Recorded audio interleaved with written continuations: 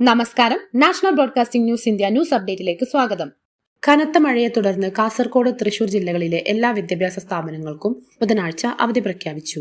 Red alert പ്രഖ്യാപിച്ചതിനെ തുടർന്നാണ് ജില്ലാ കളക്ടർമാർ ഈ തീരുമാനമെടുത്തത്. സ്കൂളുകൾ, കോളേജുകൾ, പ്രൊഫഷണൽ കോളേജുകൾ, ട്യൂഷൻ സെന്ററുകൾ, മദ്രസകൾ, അംഗനവാടികൾ എന്നിവയ്ക്ക് അവധി ബാധകമാണ്. മുൻകൂട്ടി നിശ്ചയിച്ച പരീക്ഷകൾക്കും അഭിമുഖങ്ങൾക്കും മാറ്റമില്ല.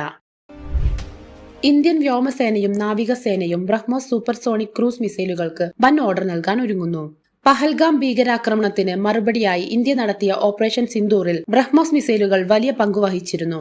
ഇന്ത്യയും റഷ്യയും ചേർന്ന് നിർമ്മിക്കുന്ന ഈ മിസൈലുകൾ നാവികസേനയുടെ യുദ്ധക്കപ്പലുകളിലേക്കും കരവ്യോമമാർഗം വിക്ഷേപിക്കാനാകുന്നതിനും വേണ്ടിയാകും വാങ്ങുക. ട്രെയിൻ യാത്രക്കാരുടെ ശ്രദ്ധയ്ക്ക്. ആലുവയിൽ അറ്റകുറ്റപ്പണികൾ നടക്കുന്നതിനാൽ ട്രെയിൻ ഗതാഗതത്തിൽ മാറ്റങ്ങളുണ്ട്. പാലക്കാട് എറണാകുളം മെമു, എറണാകുളം പാലക്കാട് മെമു എന്നീ 2 ട്രെയിനുകൾ റദ്ദാക്കി. ഇൻഡോർ തിരുവനന്തപുരം നോർത്ത് എക്സ്പ്രസ് 1.5 മണിക്കൂർ വൈകിയോടും. കണ്ണൂർ ആലപ്പുഴ എക്സിക്യൂട്ടീവ് 1 മണിക്കൂറും 20 മിനിറ്റും വൈകിയോടും.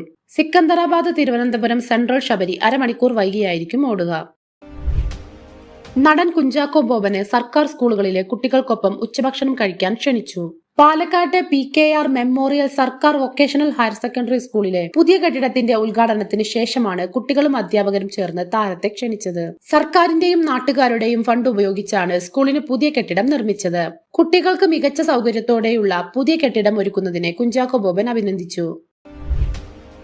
കൊച്ചിയിൽ ഒരു യുവതിയെ ബലാത്സംഗം ചെയ്ത കേസിൽ നാടൻ പാട്ടു കലാകാരൻ ശ്യാം അറസ്റ്റിൽ. കുമാലി പഞ്ചായത്ത് സ്വദേശിയായ ഇയാളെ മരടിലെ വാടക വീട്ടിൽ നിന്നാണ് പോലീസ് പിടികൂടിയത്. വിവാഹ വാഗ്ദാനം നൽകി പീഡിപ്പിച്ചെന്നാരോപിച്ച് യുവതി നൽകിയ പരാതിയുടെ അടിസ്ഥാനത്തിലാണ് അറസ്റ്റ്. ശ്യാമിന് മറ്റൊരു സ്ത്രീയുമായി ബന്ധമുണ്ടെന്ന് അറിഞ്ഞതിനെ തുടർന്നാണ് യുവതി പരാതി നൽകിയത്.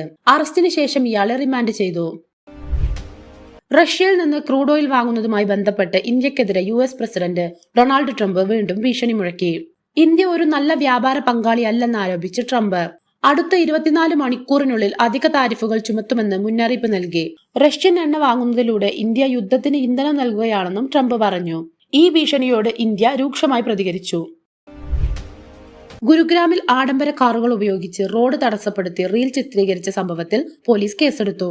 സെക്ടർ 108 സമീപമുള്ള തിരക്കേറിയ റോഡിൽ 22 കാറുകളുമായി എത്തി ഒരു സംഘം 7 മിനിറ്റിലധികം ഗതാഗതം സ്തംഭിപ്പിച്ചു. 4 കോടിയോളം രൂപ വില വരുന്ന ആസ്റ്റൺ മാർട്ടിൻ പോലുള്ള ആഡംബര കാറുകൾ നിരത്തി നിർത്തിയാണ് ഇവർ വീഡിയോ ചിത്രീകരിച്ചത്. കുറ്റക്കാർക്കെതിരെ കർശന നടപടി സ്വീകരിക്കുമെന്നും വീഡിയോ ചിത്രീകരണത്തിനായി ഉപയോഗിച്ച 22 വാഹനങ്ങളും പിടിച്ചെടുക്കുമെന്നും പോലീസ് അറിയിച്ചു. ഇംഗ്ലണ്ടിനെതിരായ ടെസ്റ്റ് പരമ്പരയിൽ മുഹമ്മദ് സിറാജിന്റെ പ്രകടനം മുൻ ഇന്ത്യൻ താരം കപിൽ ദേവിനെ ഓർമ്മിപ്പിച്ചുവെന്ന് യോഗരാജ് സിംഗ്. പരാജയ ഭീതിയിൽ നിന്ന് ഇന്ത്യയെ രക്ഷിച്ചത് സിറാജിന്റെ പ്രകടനമായിരുന്നുവെന്നും മത്സരത്തിലെ താരം സിറാജ് ആയിരുന്നുവെന്നും അദ്ദേഹം പറഞ്ഞു. ഇംഗ്ലണ്ടിനെതിരായ 5 മത്സരങ്ങളിൽ നിന്ന് 23 വിക്കറ്റുകളാണ് സിറാജ് നേടിയത്. ഇതിൽ 2 തവണ 5 വിക്കറ്റ് നേട്ടവും ഉൾപ്പെടുന്നു. കൂടുതൽ വാർത്തകൾക്കായി നാഷണൽ ബ്രോഡ്കാസ്റ്റിംഗ് ന്യൂസ് ഇന്ത്യ.